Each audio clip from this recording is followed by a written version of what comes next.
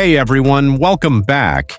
In today's video, we're going to go over why your Ali bank account might be locked in 2026.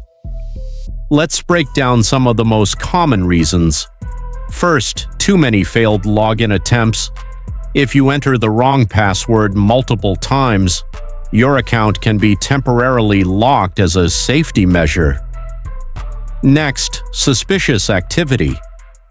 If there are unusual transactions or logins from different locations, the system may block access to protect your account. Another reason could be identity verification problems. If the bank is unable to confirm your personal details, they may restrict access until everything is verified. Fraud or security concerns can also lead to a lock. This includes anything that looks like a policy violation or triggers a regulatory review. Lastly, VPN or unusual login behavior.